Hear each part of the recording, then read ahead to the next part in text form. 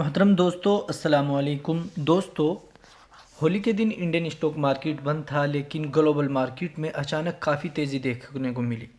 दोस्तों, इसके पीछे कई न्यूज़ है, एनएससी का डेटा भी आया है और एक दो कुछ स्टॉक ऐसा है जो कि फंडामेंटली स्ट्रॉन्ग है और एफ भी उसके बारे में अच्छी खासी जानकारी निकाल रहे हैं और ख़रीद रहे हैं। और दोस्तों, एक दो स्टॉक ऐसा है जो हमारे कुछ दोस्त जानना चाहते हैं कि वो क्या करें। देखिए, पोर्टफोलियो सबके ख़राब है। अगर मैं अपनी बात करूं, आप बोलोगे शायद झूठ बोल रहा है, मेरा तो इतना ख़राब नहीं है। देखिए, क्योंकि मैं जब मार्केट ख़राब होती है मैं ट्रेड ज़्यादा नहीं करता। मेरे पास अभी पिछले 10 दिन से मैंने कुछ स्टॉक ख़रीदे हैं। एक स्टॉक मेरे पास 1 महीने से है, बाकी नहीं तो अभी 10-15 दिन पहले ही मैंने ख़रीदारी की है। ऐसा ही आप लोगों को करना चाहिए, नहीं तो बाज़ मरतबा क्या है कि आप फंस जाते हैं, ट्रैप हो जाते हैं, दिक्कतों का सामना करना पड़ता है, टेंशन होती है, इमोशनली आदमी को जो है ब्लैकमेल हो जाता है इंसान। कई मरतबा क्या होता है, डर डर में स्टॉक मार्केट में भी आदमी क्या करता है, अपने उन स्टॉक्स को सेल कर देता है, जबकि स्टॉक्स में सेल करने की आपको ज़रूरत नहीं है। उसकी वजह क्या है? उसकी वजह यह है कि स्टॉक है, कोई फ्यूचर का आपके पास कॉल पुट नहीं है, निफ्टी का कॉल पुट नहीं है कि जो ये ज़ीरो हो जाएगा। लेकिन अब आप कह रहे हो कि वापस ये यहाँ से डाउन जा सकता है, तो फिर वो आपको लेने से पहले सोचना होता है कि मैं इस स्टॉक को ले रहा हूँ, ये ऊपर है या फिर नीचे है। अगर आप नीचे की साइड लेते हो तो यहीं पे जाने की ज़्यादा प्रोबेबिलिटी होती है, नीचे आने की कम हो जाती है। समझ गए? तो इसीलिए इन चीज़ों का ध्यान रखना चाहिए। तो चलिए बात करते हैं। सबसे पहले आप यहाँ पर देखेंगे डाउ जोन्स। यहाँ पर ये देखिए, ये डाउ जोन्स है और ये उसके साथ ये S&P है, ये नेस्डेक है।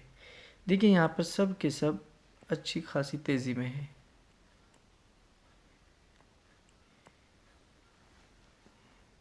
आपको नज़र आ रहा होगा यहाँ पर डाउ जोन्स जो है, एक तो ये ऐड इतने ज़्यादा देता है। यहाँ पर ये देखिए, सबसे पहले 674, फिर उसके बाद ये देखिए 117 पॉइंट, नेक्स्ट एक 451 पॉइंट। हमारे इंडियन मार्केट बंद था, लेकिन ये लोग क्या कर रहे थे, मार्केट को अपने ऊपर भगा रहे थे। तो दोस्तों, ग्लोबल मार्केट में ये चीज़ देखने को मिली, देखकर अच्छा लगा, लेकिन इसका मतलब ये नहीं है कि अब यहाँ से बस तेज़ी ही देखने को मिलेगी या कोई दिक्कत नहीं है। अगर आप इसकी टेक्निकल रेटिंग देखेंगे यहाँ पर आकर, तो आपको देखने को मिलेगा यहाँ पर इसके बारे में दिखाया जा रहा है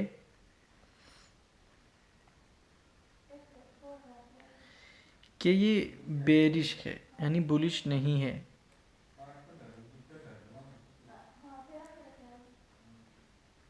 ये देखिए, यहाँ पर बेरिश ही दिखा रहा है। अगर हम अपनी इंडियन मार्केट को देखेंगे, गिफ्ट निफ्टी को, तो हमारा गिफ्ट निफ्टी भी जो है वो भी ठीक ठाक है।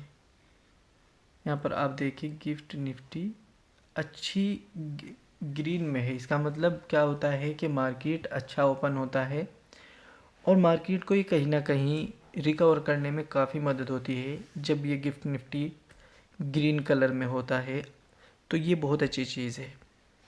तो ये मार्केट में तेज़ी आने की वजह क्या है? ग्लोबल में क्या हुआ कि जेलेंस्की और जो ट्रंप के बीच बात हुई थी ना, तो जेलेंस्की ने उनकी बात मान ली और कह दिया कि अमेरिका जो भी चाह रहा है हम उनके साथ समझौता करने को तैयार है, रूस के साथ वो हमारा समझौता करवा रहे हैं। तो इस तरह की खबर आई थी। और वहीं पर ये भी कि जो टैरिफ वॉर चलाना चाह रहे थे ट्रंप, उनका उल्टा पड़ गया। वो लोगों को डराना चाह रहे थे और देशों को, लेकिन अब वो खुद डर गए हैं। तो ट्रंप का कोई लेना देना नहीं, कोई बात करनी, उसका पता है कब क्या बोल दे, क्या कह दे, कोई उसकी वो नहीं है, मतलब कुछ भी कह देता है। ठीक है, अब यहाँ पर देखते हैं 13 मार्च का एफ का डाटा और डी का। देखो, डी और एफ दोनों एक ही है, इनको अलग मत मानना। यहाँ पर अगर आप देखेंगे, डी ने ख़रीदा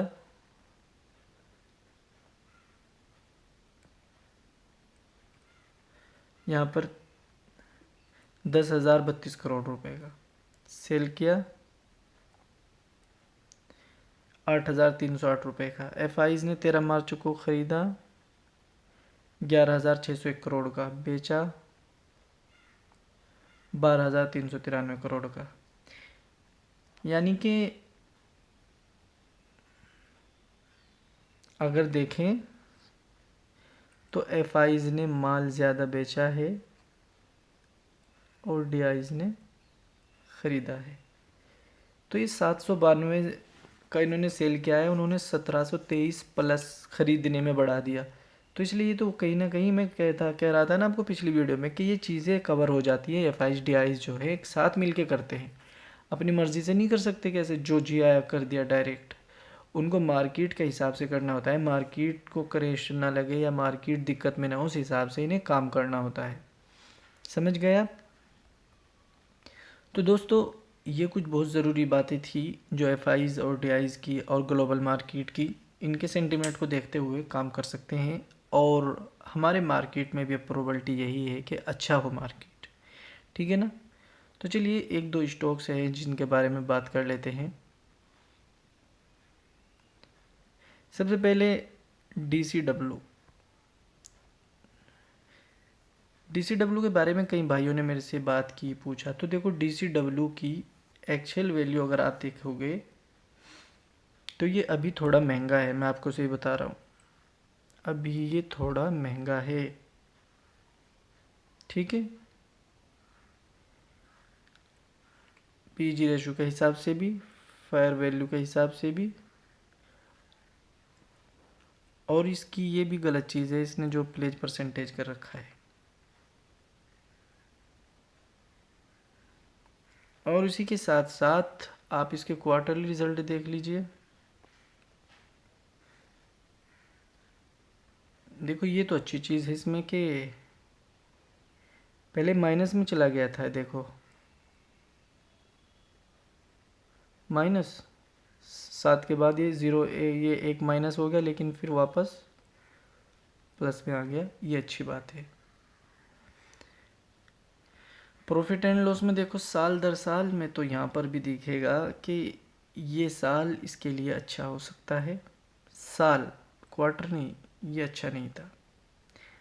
अगर पीछे का हिसाब देखें तो उस हिसाब से यहाँ पे 192 है, 108 है, तो ये कम क्यों हुआ, ये भी देखने वाली चीज़ है। इसी वजह से स्टॉक यहीं पर रुका हुआ है कि इसका जो क्वार्टरली नहीं, इसका जो साल दर साल का प्रॉफिट होता था वो 100 के ऊपर होता था, लेकिन अभी 30-34 पे 16 पे आ रहा है। इसलिए अगर देखें तो कंपनी माइनस में थी मार्च 2023 में, अभी कंपनी के पास थोड़ा बहुत कैश है, ये माइनस है, ये प्लस,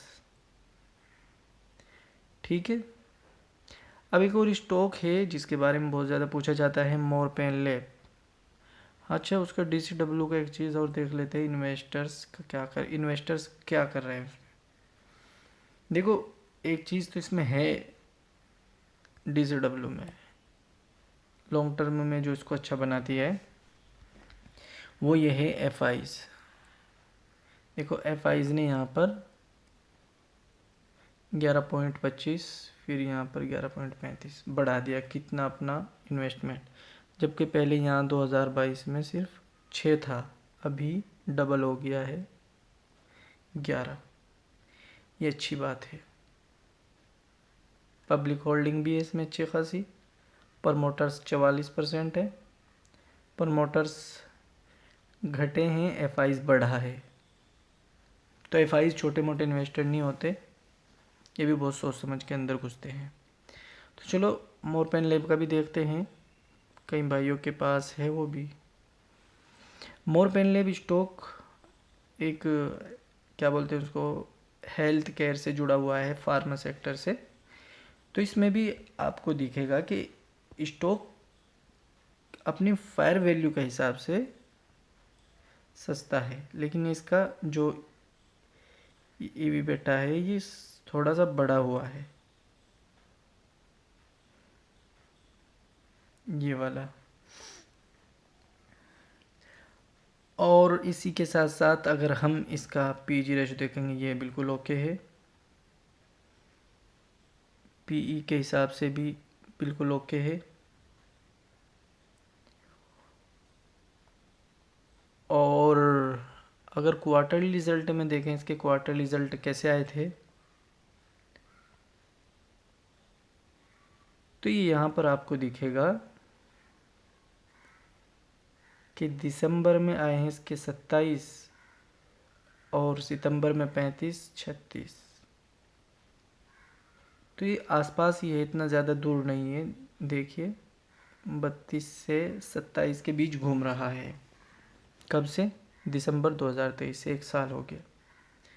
और अगर इसका प्रॉफिट एंड लॉस देखते हैं साल दर साल का, तो यहाँ पर आपको नज़र आएगा कंपनी लगातार आगे बढ़ रही है।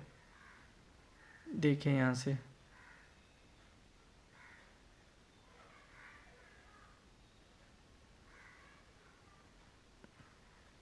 सत्तानवे 102, फिर यहाँ पे 39 पे आ गए, थोड़ा गलत हुआ था लेकिन फिर बढ़ गया।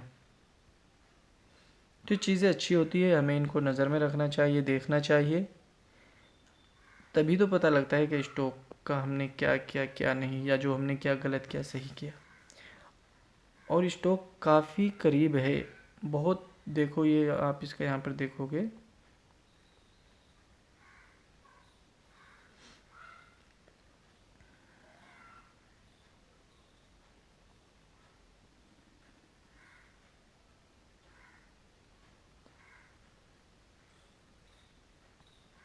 देखो स्टॉक करते हैं ऐसा, ऐसा नहीं कि पहली बार ही हो रहा है ऐसा। देखो स्टॉक यहाँ से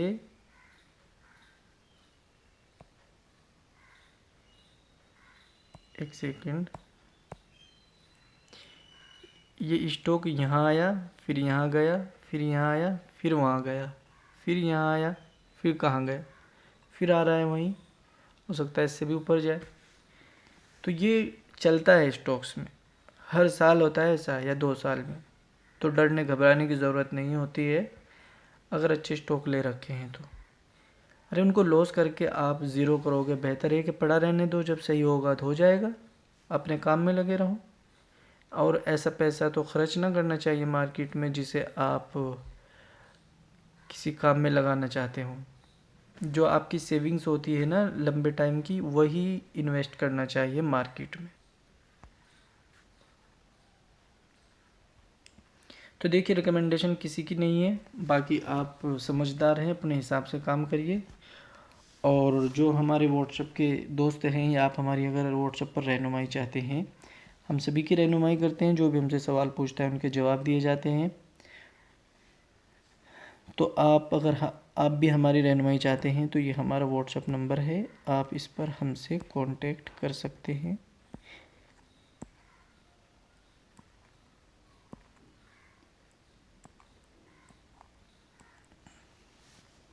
ठीक है, इस नंबर पर आप हमें कांटेक्ट करो।